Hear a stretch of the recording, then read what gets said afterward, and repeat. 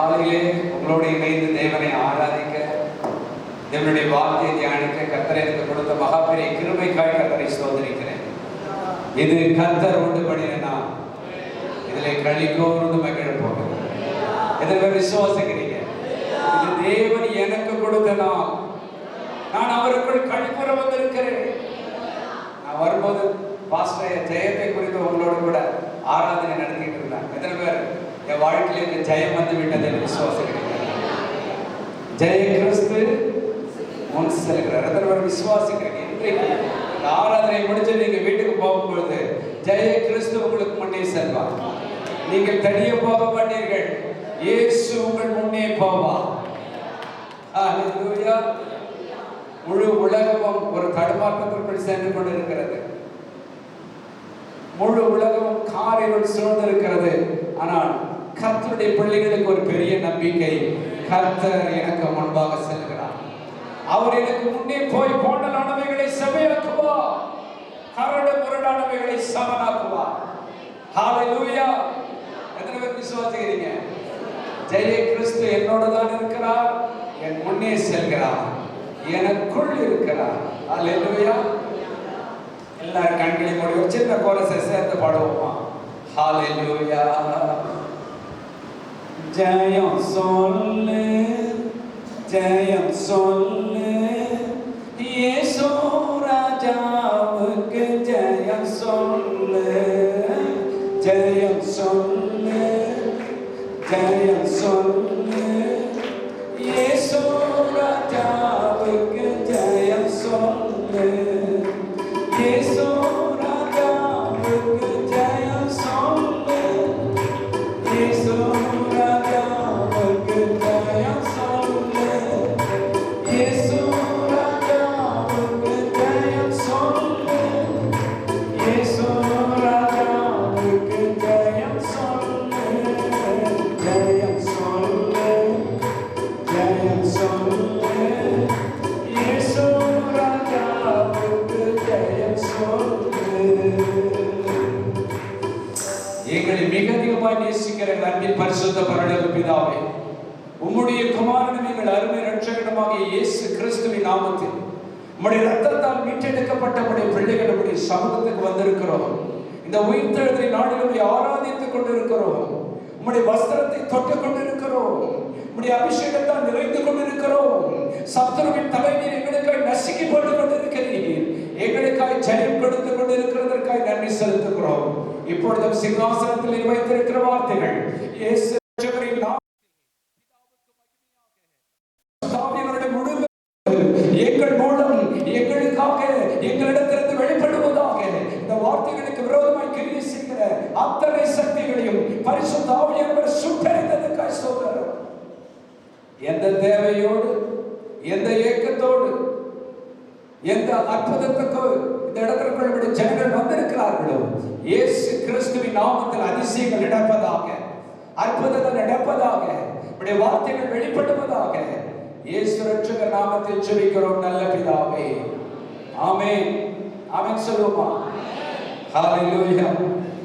குறிப்பாக இந்த கூடுகைக்காக, இந்த ஆராதனை நேரத்துக்கு நான் ஜெபம் பண்ணி கொண்டிருந்த பொழுது பரிசுத்த ஆவியானவரின் உள்ளத்தில் கொடுத்த ஒரு அற்புதமான வார்த்தை, என் மகனே என் விரல்களை குறித்து பேசு. இந்த கடைசி நாட்களில் நாம் வந்திருக்கிறோம்.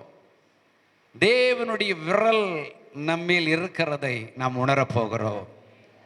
கர்த்தருடைய கை நம்மில் இருக்கிறதை நாம் உணரப்போகிறோம். எத்தனை பேர் விசுவாசிக்கிறீங்க?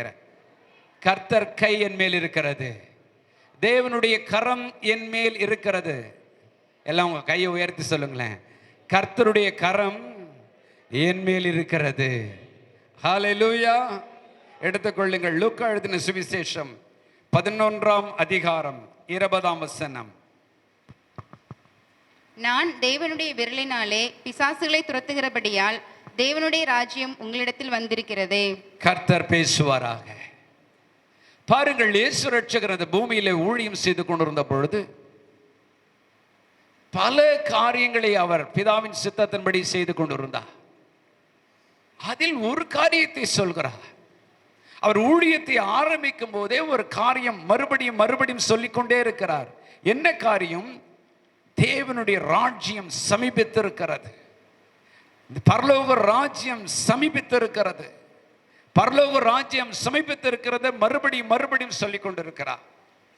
இந்த இடத்தில் சொல்லுகிறார், நான் தேவனுடைய விரலினால் பிசாசுகளை துரத்துகிறபடியால் தேவனுடைய ராஜ்யம் உங்களிடத்தில் வந்திருக்கிறது. ஒரு குறிப்பிட்ட சத்தியத்தை நீங்கள் ஆழமாய் உங்கள் இருதயங்களில் பதித்துக் கொள்ள நான் விரும்புகிறேன். ஒரு பக்கம் தேவ ஜனங்களாகிய நாம் தேவனுடைய ராஜ்யத்துக்காக எதிர்பார்த்து காத்து கொண்டிருக்கிறோம். தேவனுடைய ராஜ்யம் வருவதற்கு முன்பதாக இந்த பூமியில என்னென்ன அடையாளங்கள் நடக்கும் என்று இரட்சகர் மிக அழகாய் லூக்கா எழுதின சுவிசேஷம் 21ஆம் அதிகாரத்தில் எழுதியிருக்கிறார். மத்தேயு 24ஆம் அதிகாரத்தில் எழுதியிருக்கிறார். அது ஒன்றன் பின் ஒன்றாக நீங்கள் படிக்கும் பொழுது தேவனுடைய ராஜ்யம் வருகிறதற்கு மிகவும் சமீபமான நாட்களுக்குள் நீங்களும் நானும் வந்திருக்கிறோம். ஆனால் இங்கு கர்த்தர் சொல்லுகிறார், தேவனுடைய ராஜ்யம் உங்களிடத்தில் வந்திருக்கிறதே. ரகசியத்தை உங்களுக்கு சொல்லுகிறேன். என்றைக்கு இயேசு கிறிஸ்துவை நீங்களும் நானும் சொந்த ரட்சகராய் ஏற்றுக்கொண்டு, இயேசுவே உம்முடைய இரத்தத்தினால் என் பாவங்களை கழுவும், நீரே என் ஆண்டவர், நீரே என் ரட்சகர், உம்மை தவிர எனக்கு வேறு நம்பிக்கை இல்லை என்று அவருடைய பாதத்தில் விழுகிறோமோ, அன்றைக்கு தேவனுடைய ராஜ்யம் நமக்குள் வந்து விடுகிறது. ஹல்லேலூயா.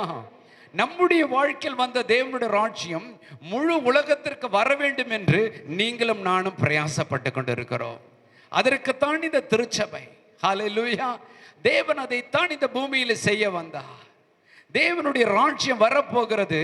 அதற்கு முன்பதாக அவருடைய ராஜ்யத்தை அவருடைய பிள்ளைகள் ருசித்துக் கொண்டிருக்கிறார்கள். எத்தனை பேர் தேவனுடைய ராஜ்யம் எனக்குள் வந்துவிட்டது என்று விசுவாசிக்கிறீர்கள்?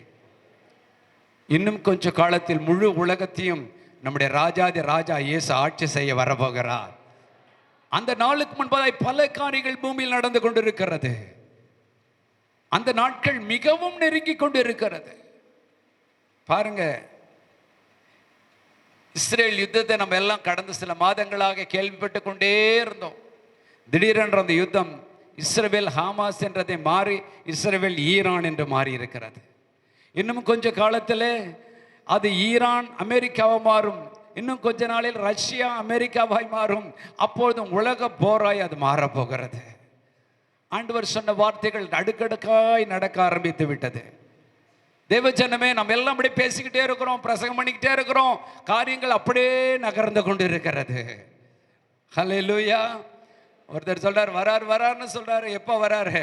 இனிமேல் வராம நீங்க நம்பினாலும் சரி, நம்பாமல் போனாலும் சரி, என் இயேசு சீக்கிரமாய் வரப்போகிறார். அவர் வருகைக்கு முழு உலகம் ஆயத்தமாக்கி கொண்டிருக்கிறது. பாருங்கள், அவர் சொன்னார், லூக்கா எழுதின சுவிசேஷம் 21ஆம் அதிகாரம் 8ஆம் வசனத்தில், என்னுடைய ராஜ்யம் வருவதற்கு முன்பதாக அந்தி கிறிஸ்துக்கள், கள்ள கிறிஸ்துக்கள், தவறான உபதேசங்கள் முழு உலகத்திலும் பரம்பும். லூக்கா 21:8 அப்படி சொல்லுகிறது. முதல் அடையாளம், கள்ள தீர்க்கதரிசிகள், அந்தி கிறிஸ்துக்கள் உலாவ ஆரம்பிப்பார்கள்.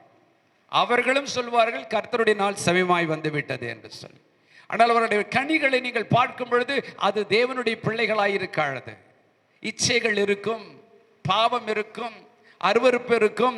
ஆனால் கர்த்தர் சைமாய் வரப்போறான்னு பேசிட்டு இருப்பாங்க. அப்படிப்பட்ட அந்தி கிறிஸ்துகள் இந்த பூமியில் இருக்கிறார்கள்.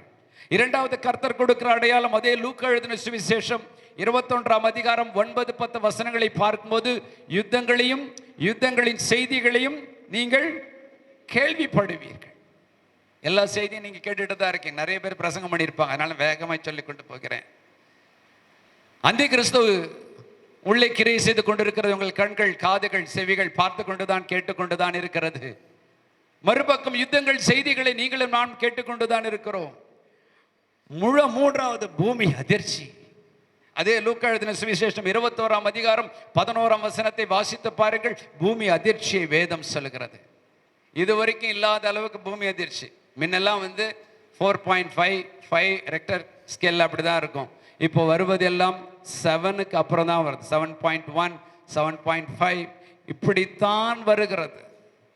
தேவனுடைய வருகைக்கு இந்த இயற்கை சீற்றங்கள் நமக்கு சொல்லிக் கொண்டிருக்கிறது.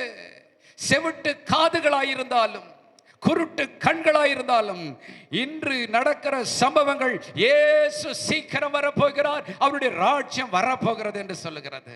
ஹல்லேலூயா. அடுத்த ஒரு காரியத்தை வேதம் சொல்கிறது. அதே லூக்கா எழுதின சுவிசேஷம் 21ஆம் அதிகாரம் 12ஆம் வசனத்தில் வாசித்தால், தேவ ஜனங்களுக்கு உபத்திரவங்கள் வரும்.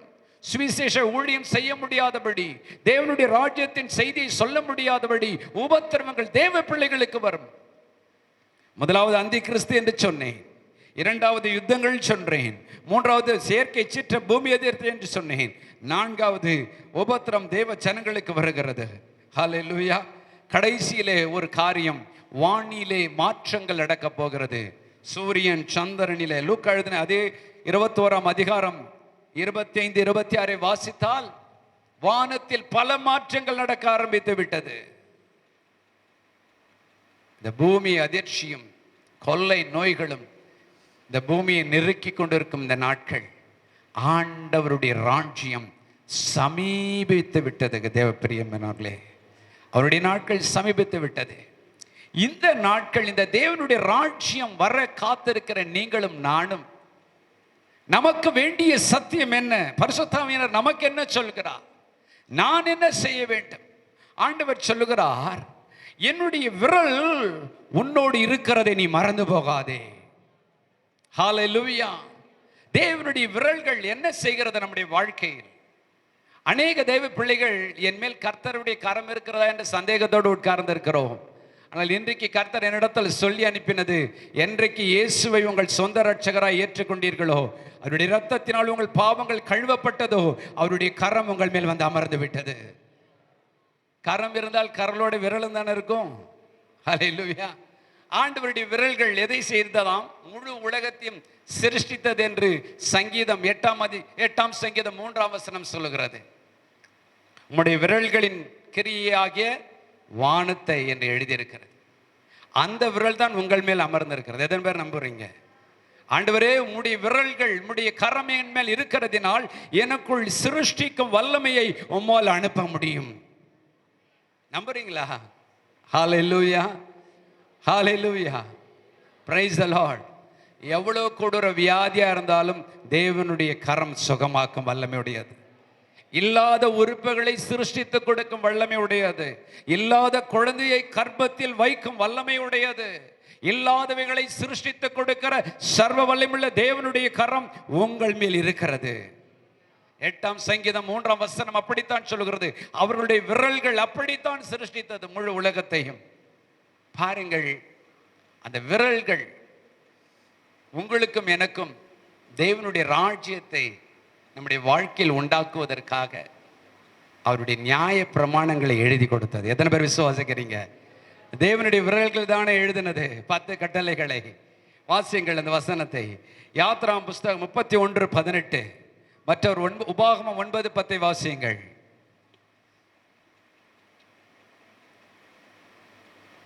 யாத்ரா 31:18.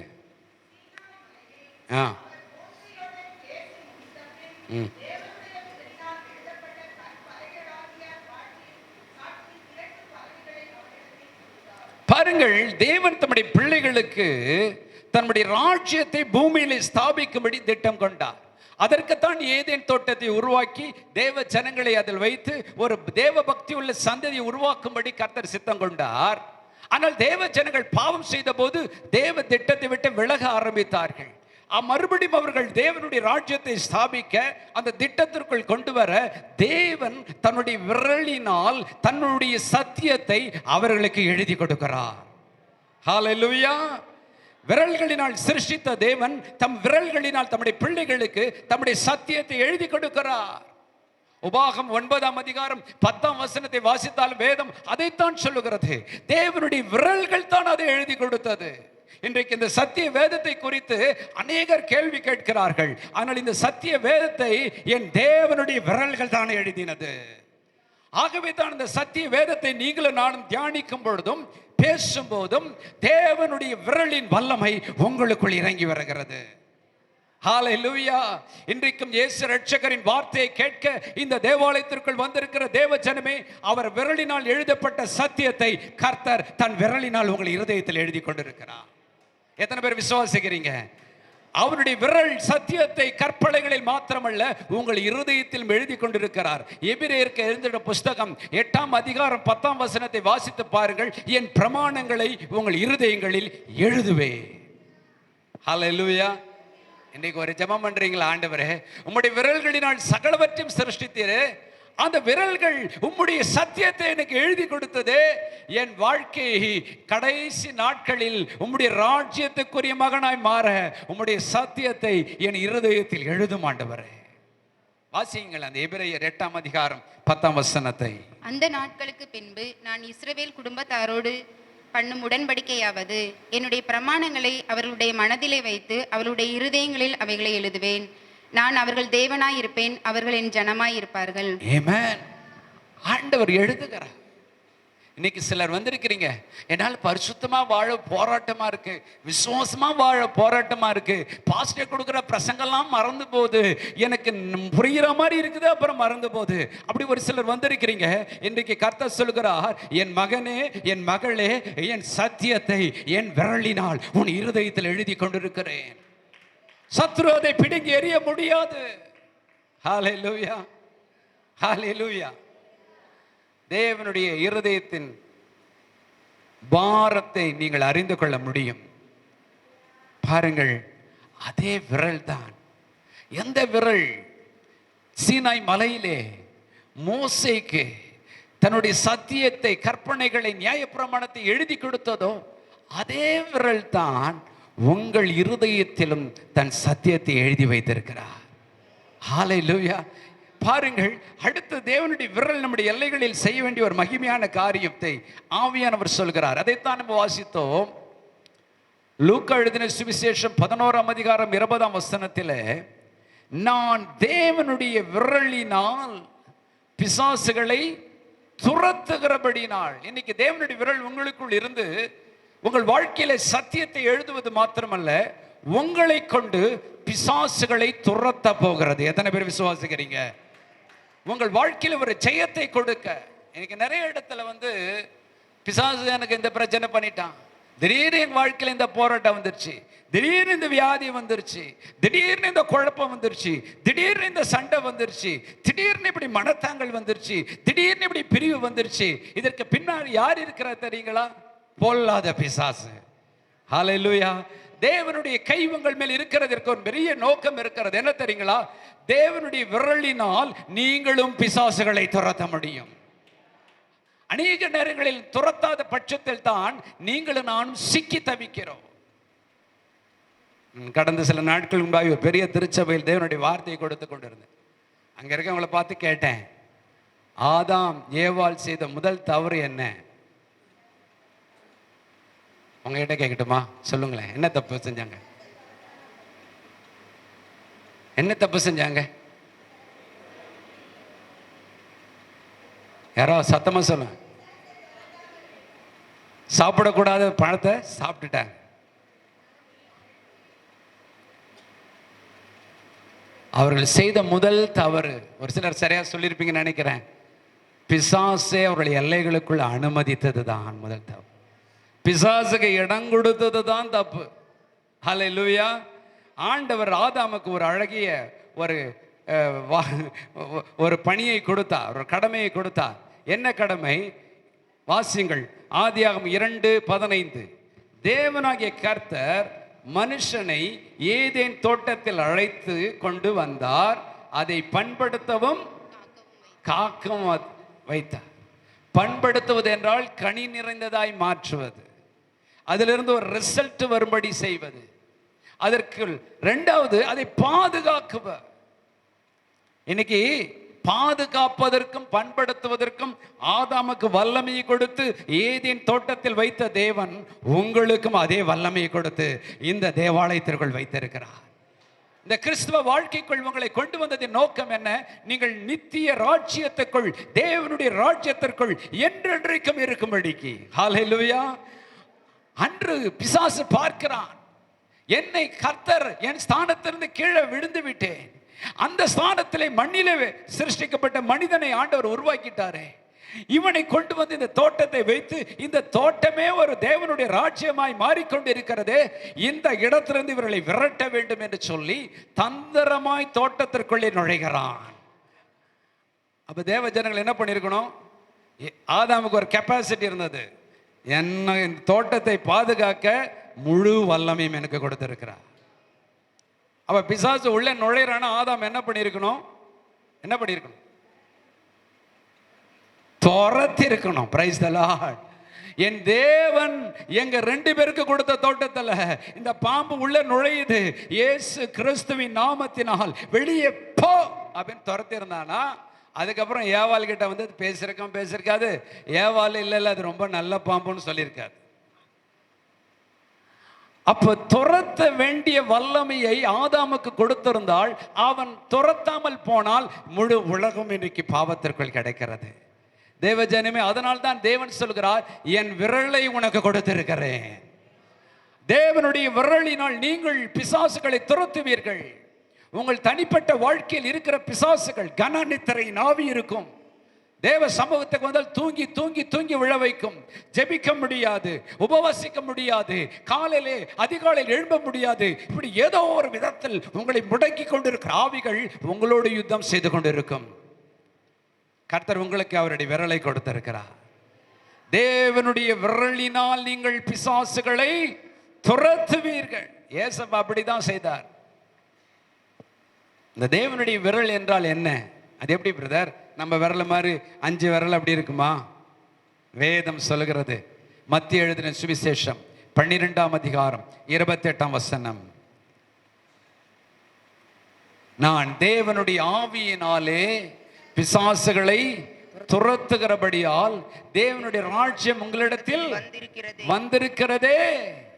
அப்ப தேவனுடைய விரல் என்றால் லூக்கா எழுதுகிறார், அதே வசனத்தை மத்தேயு எழுதும்போது தேவனுடைய ஆவியினால் என்று எழுதுகிறார். ஹல்லேலூயா. இப்ப தேவனுடைய விரல்னா என்னன்னா கர்த்தருடைய ஆவியானவர். ஆராதனை நேரத்தில் பாஸ்டர் ஐயா அவங்க எல்லாருக்கும் ஜெபம் பண்ணாரு. என்ன எதுக்காக ஜெபம் பண்ணாரு? தேவனுடைய ஆவியின் நிறைவுக்காய் ஜெபம் பண்ணினார். தேவனுடைய ஆவியானவர் உங்கள் மேல் வரும் பொழுது தேவனுடைய கரம் உங்கள் மேல் வந்ததற்கு அடையாளம். அல்லேலூயா. யார் யார் இயேசுவே உம்முடைய இரத்தத்தால் என்னை கழுவினீரே, என்னை உம்முடைய ஆவியினால் நிரப்பும் என்று சொல்கிறார்களோ அவர்கள் மேல் கர்த்தருடைய ஆவியானவர் வந்து இறங்குவார். கர்த்தருடைய ஆவியானவர் அவர்கள் மேல் வந்து விட்டால் போதும், தேவனுடைய விரல்கள் அவர்கள் மேல் இருக்கும். உங்களுக்கு தெரியுதா இல்லையோ? பேய்க்கு தெரியுங்க. அல்லேலூயா. உங்களுக்கு தெரியுதா இல்லையோ? பேய்க்கு தெரியும். வேற யாருக்கு தெரியும்? பேயினுடைய ஏஜென்ட் இருக்கான் பாருங்க, யாரு? மந்திரவாதி, தந்திரவாதி, அவனுக்கு தெரியும். ஆகவே தான் ஆண்டவர் சொல்லுகிறார், நான் தேவனுடைய விரலினால் பிசாசுகளை துரத்தும் பொழுது தேவனுடைய ராஜ்யம் உங்கள் எல்லைகளுக்குள் வந்துவிடும். இப்போ ஒரு ரகசியத்தை சொல்றேன். தேவனுடைய விரல் உங்களுக்காய் சிருஷ்டித்தது, ஏற்றுக்கொண்டீர்கள்.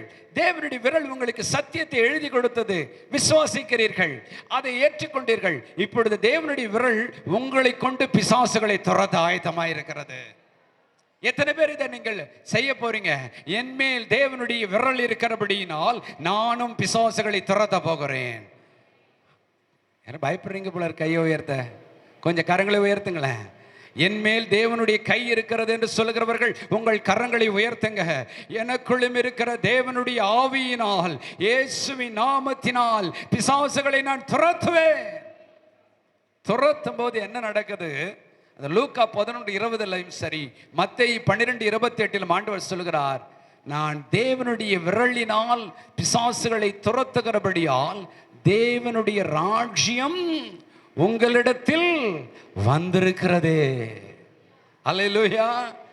ஆண்டவர் உங்களுடைய வாழ்க்கையிலே அவருடைய ராஜ்யத்தை கொண்டு வருகிறதற்காக உங்கள் மேலே தன் கரங்களை வைத்திருக்கிறார். ரொம்ப ஆச்சரியமா இருந்தது எனக்கு இந்த சத்தியத்தை படிக்கும் பொழுது. முழு உலகத்திற்கும் தேவன் வரப்போகும் ஒரு நாள் இருக்கிறது. அதுக்கு முன்பதே உங்கள் வாழ்க்கையில் அவர் ராஜாவாய் வந்து விட்டார். எத்தனை பேர் பாம் சண்டைக்கு வந்தீங்க? ஓசனா பாட்டு பாடினீங்க இல்லையா? அன்னைக்கு தான் அவரை ராஜாவாக ஏற்றுக்கொள்ளும் நாள். அல்லேலூயா. என்றைக்கு நீங்கள் தேவனை ராஜாவாக ஏற்றுக்கொண்டீர்களோ அவர் உங்கள் வாழ்க்கையில் அவருடைய ராஜ்யத்தை ஸ்தாபிக்க வந்து விட்டார். முழு உலகமும் பிசாசின் ராஜ்யத்தில் இருந்தாலும் உங்கள் வாழ்க்கை தேவனுடைய ராஜ்யத்திற்குள் இருக்கும். இன்னைக்கு நிறைய பேர் தேவனுடைய ராஜ்யத்தை கொண்டு வராம விட்டதுனால தான் விசுவாசினும் பேர் இருக்கும், சபைக்கும் வருவீங்க, காணிக்கையும் கொடுப்பீங்க, ஜெபமும் பண்ணுவீங்க, அதே பிரச்சனை, அதே போராட்டம், அதே தோல்வி, அதே புலம்பல், அதே கண்ணீர். காரணம் என்ன தெரியுங்களா? உங்க வாழ்க்கை தேவனுடைய ராஜ்யமாய் மாறவில்லை. நான் சொல்றது கடைசியில் இருக்கவங்களுக்கும் புரியும் நினைக்கிறேன். இன்றைக்கு நீங்க ஜெபம் பண்ண போறீங்க, ஆண்டவரே என் மேல் உம்முடைய கரம் இருக்கிறது, உம்முடைய விரல்கள் இருக்கிறது என்று சத்திய வேதம் சொல்லுகிறது. இயேசு என்ற நாமத்தை எனக்கு கொடுத்து இருக்கிறீரே, இயேசுவின் நாமத்தினால் கர்த்தருடைய ஆவியை கொண்டு என்னோடு போராடுகிற, எனக்குள் என் குடும்பத்துக்குள் என் எல்லைகளுக்குள் போராடுகிற பிசாசுகளை இயேசுவின் நாமத்தினால் விரட்டுகிறேன். விரட்டுங்க. உங்களை விட்டு விலகி உங்க இடத்துல தேவனுடைய ராஜ்யம் வந்துடும். உங்க வீட்டுக்கு போய் விரட்டுங்க, உங்க வீட்டுக்குள் தேவனுடைய ராஜ்யம் வந்துடும். உங்க வேலை செய்யற ஸ்தலத்துல போய் விரட்டுங்க, உங்க வேலை ஸ்தலத்தில் தேவனுடைய ராஜ்யம் வரும். உங்க மார்க்கெட் பிளேஸ்ல போய் விரட்டுங்க, அங்க தேவனுடைய ராஜ்யம் வரும். நம்புறீங்களா? நிறைய பேருடைய வீடு தேவனுடைய ராஜ்யமாய் மாறவில்லை. ஆகவே தான் இன்று கர்த்தர் எனக்கு இந்த சத்தியத்தை சொன்னார். என்னுடைய ராஜ்யம் வருவதற்கு முன்பதாய் என் பிள்ளைகளுடைய வாழ்க்கையிலே என் ராஜ்யத்தை ஸ்தாபிக்க நான் இருக்கிறேன். தேவனுடைய ராஜ்யம் உங்கள் வாழ்க்கையில் வந்துவிட்டால் எப்படி இருக்கும் தெரியுங்களா? ரோமருக்கு எழுதின புஸ்தகம் 14ஆம் அதிகாரம் 17ஆம் வசனம். தேவனுடைய ராஜ்யம் புசிப்பும் குடிப்பும் அல்ல, அது நீதியும் சமாதானமும் பரிசுத்த ஆவியினால் உண்டாகும் சந்தோஷமுமாய் இருக்கிறது. தேவனுடைய ராஜ்யம் ஒரு இடத்திற்குள் வந்துவிட்டால் அங்க சாப்பாட்டை பற்றியே ஒரு கவலையே இருக்காதுங்க. இன்னைக்கு எல்லாத்துக்கும் கவலை. என்ன கவலை தெரியுமா? என்ன சாப்பிட போறேன், இன்னும் கொஞ்ச நேரத்துக்கு சீக்கிரம் முடிச்சாருன்னா போய் இதை வாங்கிட்டு போய் செய்யலாம். சாப்பாட்டை குறித்த கவலை. ஆனால் தேவனுடைய ராஜ்யம் இருக்கிற இடத்துல தேவன் எதை சொல்றாரு தெரியுங்களா? தேவனுடைய ராஜ்யம் புசிப்பும் குடிப்பும் அல்ல, அது நீதியும் சமாதானமும் பரிசுத்த ஆவியினால் உண்டாகும் சந்தோஷமா இருக்கு. உங்க தனிப்பட்ட வாழ்க்கையில தேவனுடைய ராஜ்யம் வந்துவிட்டால் உங்களுக்கு ஒரு தேவ நீதியினால் நிரம்பி இருப்பீங்க. உங்க வாழ்க்கையே கடவுளுடைய நீதியால் நிரம்பி இருக்கும். ஒரு முறை நானும் என் மகளும் இரவு நாங்கள் போயிட்டு இருந்தோம். திடீர்னு சிக்னலில் ரெட்டு போட்டாங்க, அங்கே யாருமே இல்லை, லேட் நைட். நான் நின்றுட்டு இருந்தேன்.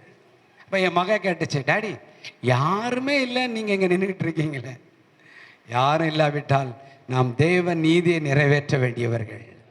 அல்லேலூயா. நம்முடைய வாழ்க்கையில் எப்போதும் கர்த்தருடைய நீதி இருக்க வேண்டும்.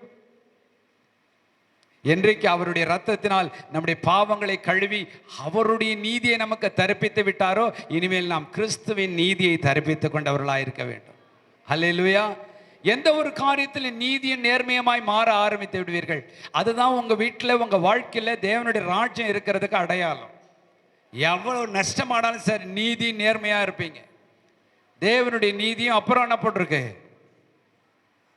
தேவனுடைய ராஜ்யம் புசிப்பும் குடிப்பும் அல்ல, அது நீதியும் சமாதானமும் பரிசுத்த ஆவியினால் உண்டாகும் சந்தோஷமுமாய் இருக்கிறது. அப்ப நீதிக்கு அப்புறம் என்ன இருக்கும்? சமாதானம். உங்க இடத்துல தேவனுடைய ராஜ்யம் இருக்குன்னா உங்களுக்கும் சமாதானம் இருக்கும், உங்க குடும்பத்திலையும் சமாதானம் இருக்கும். இப்ப நீங்க கொஞ்சம் கொஞ்சமா யோசித்து பார்க்கலாம், நான் விசுவாசி தான், இன்னும் என் வீடு ராஜ்யமா மாறல, தேவனுடைய ராஜ்யமாய் வரல, என் வாழ்க்கையில இன்னும் தேவனுடைய ராஜ்யம் வரல, என் குடும்பத்தில் தேவனுடைய ராஜ்யம் வரல, அதனால தான் நீதி இல்லை, சமாதானம் இல்லை. இன்னைக்கு நீங்க ஜெபம் பண்ண போறீங்க. இன்னும் கொஞ்ச நேரத்தில் என்ன செய்தியை முடிச்சிட போறேன். நீங்களும் நானும் நம்முடைய எல்லைகளில் தேவனுடைய ராஜ்யத்தை கொண்டு வர போகிறோம். நீதியும் சமாதானமும். சமாதானம் எப்படின்னா, தேவனோடும் உங்களுக்கும் சமாதானம் இருக்கும், மனிதர்களோடும் சமாதானம் இருக்கும். சில நாட்கள் நான் ஜெபம் பண்ணி கொண்டு இருக்கும்போது ஆண்டவர் சொன்னார், நான் உனக்கு சமாதானத்தை கொடுக்குறேன், நீ சமாதானத்தை தேடுறியான்னு கேட்டார். அப்போ ஆண்டவர்கிட்ட கேட்டேன், ஆண்டவர் நீங்கள் தானே சமாதானம் கொடுப்பீங்க, அதனால் ஆண்டு வாயை திறந்துட்டு உக்காந்துருக்கிறேன். ஆண்டவர் சொன்னார், நான் உனக்கு சமாதானத்தை கொடுப்பேன், ஆனால் நீயும் சமாதானத்தை தேட வேண்டும். அல்லேலூயா. எத்தனை பேர் சமாதானத்தை தேடிக்கொண்டிருக்கிறீர்கள்? ஒரு இடத்துல கசப்பு இருக்கு, போராட்டம் இருக்கு, நான் இந்த இடத்தில் எப்படி என்னை கொண்டு கர்த்தர் சமாதானத்தை கொண்டு வருவார் என்று யோசியுங்கள். பாருங்க, தேவனுடைய வார்த்தை சொல்லுகிறது, எனக்கு ரொம்ப ஆச்சரியமா இருந்தது. அந்த வசனத்தை நாம் வாசிப்போம். தேவனுடைய ராஜ்யம் எப்படியாம்? மத்திய 5:3 ஒரு வாசிங்க. ஆவியில் எளிமையுள்ளவர்கள் பாக்கியவான்கள், தேவனுடைய ராஜ்யம் அவர்களுடையது. அடுத்த கர்த்தர் அதே 10ஆம் வசனம் சொல்றார், மத்திய 5:10. நீதி நிமித்தம் துன்பப்படுகிறவர்கள் நீதி நிமித்தம் துன்பப்படுகிறவர்கள் பாக்கியவான்கள், பரலோக ராஜ்யம் அவர்களுடையது. அப்ப உங்க வாழ்க்கையில தேவனுடைய ராஜ்யம் வந்துருச்சுன்னா உங்க ஆவி எப்பொழுதும் எளிமையா இருக்கும். நீதி நிமித்தம் துன்பமே வந்தாலும் அது சகித்துக் கொள்வீர்கள். அடுத்த கர்த்தர் சொல்கிறாரு மத்திய 21:43, தேவனுடைய ராஜ்யத்துக்குரிய கனிகள் இவைகள் என்று சொல்கிறார். வாசிங்க. ஆகையால் தேவனுடைய ராஜ்யம் உங்களிடத்திலிருந்து நீக்கப்பட்டு அதற்கேற்ற கனிகளை தருகிற ஜனங்களுக்கு கொடுக்கப்படும். ஒரு ஆண்டவர் வார்னிங் கொடுக்கிறாரு, நீங்க தேவனுடைய ராஜ்யத்துக்குரிய இந்த கனிகளை கொடுக்கலன்னா அது உங்களை விட்டு போய்விடும். அப்ப தேவனுடைய ராஜ்யம் உங்கள் வாழ்க்கையில் வந்து விட்டது என்றால் உங்கள் வாழ்க்கையில் ஆவியில் எளிமை இருக்கும். நீதி நிமித்தம் துன்பமே வந்தாலும் சகித்துக் கொண்டு இருப்பீர்கள். பைபிள்ல இன்னொரு வார்த்தை என்னை ரொம்ப அசைத்தது. லூக்கா எழுதின சுவிசேஷம் 6ஆம் அதிகாரம் 20ஆம் வசனம். அப்பொழுது அவர் தம்முடைய சீசர்களை நோக்கி பார்த்து, தரித்திரராகிய நீங்கள் பாக்கியவான்கள், தேவனுடைய ராஜ்யம் உங்களுடையது. பாருங்க, இந்த வசனத்தை நான் வாசிக்கும் பொழுது ஆச்சரியப்பட்டு போனேன். தரித்திரராகிய நீங்கள் பாக்கியவான்கள், தேவனுடைய ராஜ்யம் உங்களுடையது. அப்போது தேவனுடைய ராஜ்யத்திற்குள் வருகிறவர்கள் ஆவியில் எளிமை உள்ளவர்களாயிருப்பார்கள். நீதி நிமித்தம் துன்பப்படுகிறவர்களாயிருப்பார்கள். தேவனுடைய பிள்ளைகள் நீதி நிமித்தம் துன்பப்படுகிறவர்களாயிருப்பார்கள். உங்கள் வாழ்க்கையிலே கடவுளுடைய ராஜ்யம் இருக்கிறது என்றால் உங்கள் வாழ்க்கை எளிமையான வாழ்க்கையா இருக்கும். இங்கிலீஷ்ல சொல்லுவாங்க poor in spirit. தமிழ்ல சொல்லுவார்கள் ஆவியில் எளிமை உள்ளவர்கள் பாக்கியவான்கள், பரலோக ராஜ்யம் அவர்களுடையது. நீதி நிமித்தம் துன்பப்படுகிறவர்கள் பாக்கியவான்கள். உங்களுக்குள் கடவுளுடைய ராஜ்யம் இருக்கிறது என்றால் எப்பொழுதும் உங்கள் வாழ்க்கையில் ஒரு எளிமை இருந்து கொண்டே இருக்கும். எப்பொழுதும் நீதிக்காய் துன்பப்பட வேண்டும் என்கிற உணர்வு இருந்து கொண்டே இருக்கும். அநேக நேரங்களில் துன்பத்தை கண்டு நம்ம ஓடிவிடுகிறோம். ஆனால் ஆண்டவர் ஒரு துன்பத்தை நம் வாழ்க்கையில் இருக்க வேண்டும் என்று விரும்புகிறார். நீதிக்காக நிற்கும் பொழுது உங்கள் வாழ்க்கையில் துன்பம் வந்தால் நீங்கள் தேவனுடைய ராஜ்யத்துக்குரியவர்கள். ஹல்லேலூயா. அடுத்து தேவன் சொல்லுகிறார், இந்த சுபாவங்கள் நம்முடைய வாழ்க்கையில் இருக்கும் பொழுது நம் வாழ்க்கையில கடவுளுடைய ராஜ்யம் இருக்கிறது என்ற அர்த்தம். முழு உலகத்திற்கும் கடவுளுடைய ராஜ்யம் வருகிற ஒரு நாள் இருக்கிறது. அதற்கு முன்பதாய் உங்களுடைய இருதயத்தில், என்னுடைய இருதயத்தில், நம்முடைய குடும்பத்தில், நம்முடைய வாழ்க்கையில் அவருடைய ராஜ்யம் வரப்போகிறது. ஹல்லேலூயா. இன்றைக்கு இந்த உணர்வோடு தான் தேவன் நம் ஒவ்வொருவரையும் அழைக்கிறார். பாருங்கள், ஒரு வசனம் என் இருதயத்தை மிகவும் அசைத்தது. மத்தேயு எழுதின சுவிசேஷம் 19ஆம் அதிகாரம் 14ஆம் வசனம். எடுத்தவர்கள் வாசியுங்கள். இயேசுவோ, சிறு பிள்ளைகள் என்னிடத்தில் வருகிறதற்கு இடம் கொடுங்கள், அவர்களை தடை பண்ணாதிருங்கள், பரலோக ராஜ்யம் அப்படிப்பட்டவர்களுடையது என்று சொல்லி அவர்கள் மேல் கைகளை வைத்து பின்பு அவ்விடம் விட்டு புறப்பட்டு போனார். அப்போ ஆண்டவர் சொல்கிறார், தேவனுடைய ராஜ்யத்திற்குள் இருக்கிறவர்கள் என்றால் நீங்கள் சிறு பிள்ளைகளை போல கள்ளும் கபடற்றவர்களாயிருங்கள். சிறு பிள்ளைகள் பாருங்க, அப்படியே நம்பும் அப்பாவையும் அம்மாவையும், எதை சொன்னாலும் ஒரு இன்னசென்ட். அப்படிப்பட்ட வாழ்க்கைக்கு தான் கர்த்தர் நம்மை அழைக்கிறார். உங்களுக்குள் தேவனுடைய ராஜ்யம் இருக்கிறது என்றால் சிறு பிள்ளைகளை போல ஒரு கள்ளும் கபடற்ற மாசற்ற வாழ்க்கைக்கு கர்த்தர் உங்களையும் என்னையும் அழைக்கிறார். ஹல்லேலூயா. அது மாத்திரமல்ல, அடுத்த தேவனுடைய விரல் நம்முடைய வாழ்க்கையில் செய்யும் ஒரு காரியம். தானியேல் எழுதின தீர்க்கதரிசன புஸ்தகம் 5ஆம் அதிகாரம் 5ஆம் வசனத்தை ஒருவர் வாசியுங்கள். Thank you heavenly father. அந்நேரத்தில் மனுஷ கைவிரல்கள் தோன்றி விளக்குக்கு எதிராக ராஜ அரண்மனையின் சாந்து பூசப்பட்ட சுவரிலே எழுதிற்று. எழுதின அந்த கையுறுப்பை ராஜா கண்டான். அப்பொழுது ராஜாவின் முகம் வேறுபட்டது, அவனுடைய நினைவுகள் அவனை கலங்க பண்ணினது. அவனுடைய இடுப்பின் கட்டுகள் தளர்ந்தது, அவனுடைய முழங்கால்கள் ஒன்றோடொன்று மோதிக்கொண்டது. ராஜா உரத்த சத்தமிட்டு ஜோசியரையும் கல்தேயரையும் குறி சொல்லுகிறவர்களையும் உள்ளே அழைத்து வரும்படி சொன்னான். ராஜா பாபிலோன் ஞானிகளை நோக்கி, இந்த எழுத்தை வாசித்து அதன் அர்த்தத்தை எனக்கு வெளிப்படுத்துகிறவன் எவனோ அவன் இரத்தாம்பரமும் கழுத்திலே பொற் சரப்பணியும் தரிக்கப்பட்டு ராஜ்யத்திலே 3ஆம் அதிபதியாய் இருப்பான் என்று சொன்னான். பாருங்கள், இங்கு தேவனுடைய விரல் எழுதுகிறது. ஒரு ராஜா ஆட்சி செய்து கொண்டிருக்கிறான். அவன் ஆட்சியிலே அதர்மம், அநீதி, குறிப்பாக கடவுளுடைய கோயிலில் உள்ள பொருட்களை எடுத்து தான் மதுவை அருந்துகிறான். இது அந்த நாட்டு மக்கள் பார்த்து துடிக்கிறார்கள். ஐயோ, அது புனிதமான பொருட்கள், அதை நீ தொடக்கூடாது, அதுல நீ உன்னுடைய தவறான காரியத்தை செய்யக்கூடாது. அப்பொழுது கடவுளுடைய விரல்கள் எழுத ஆரம்பிக்கிறது. பாருங்கள், தேவனுடைய விரல் எழுத ஆரம்பிக்கிறது. நீ அதர்மத்தை செய்து விட்டாய், உன் வாழ்க்கையில இது வந்து விட்டது, உன்மேல் எனக்கு கோபம் என்று கர்த்தர் சொல்லுகிறார். ஆம், எந்த வாழ்க்கையில் அசுத்தம் உழைக்கிறதோ அப்போது கடவுளுடைய விரல் எழுத ஆரம்பிக்கும். ஹல்லேலூயா. என்னை ரொம்ப கவர்ந்த புஸ்தகம் வேதத்தில் யோவான் எழுதின சுவிசேஷம். இதே விரல் என்ன செய்கிறது பாருங்க. ஒரு பெண் விபச்சாரத்தில் கையும் களவுமாய் பிடிக்கப்படுகிறாள். எங்க மதத்தின்படி இவளை கல்லால் அடித்து சாக்கடிக்கும் கொண்டு வந்து நிறுத்துகிறார்கள். அப்பொழுது இயேசு கிறிஸ்து தன்னுடைய விரலினால் மணலிலே சில காரியங்களை எழுதி கொண்டு இருக்கிறார். யாருக்கும் புரியல. எங்க மதம் சொல்லுது நடுச்செருவில் வச்சு இந்த கல்லால் அடிச்சு சாகடிக்கணும், நீங்க என்ன சொல்றீங்க? எல்லாரும் அவரை யோவான் எழுதின சுவிசேஷம் 8ஆம் அதிகாரம் 6ஆம் வசனம் வீட்டில் போய் வாசித்து பாருங்கள். அப்பொழுது இயேசு ஏதோ எழுதி கொண்டு இருக்கிறார் விரலில். நாங்கள் கேட்டுக்கிட்டே இருக்கோம், நீங்க அமைதியா இருக்கிறீங்களே. அப்போது இயேசப்பா சொல்றார், உங்களில் பாவம் இல்லாதவன் இவள் மேல் முதலாவது கல்லறிய கடவுள்.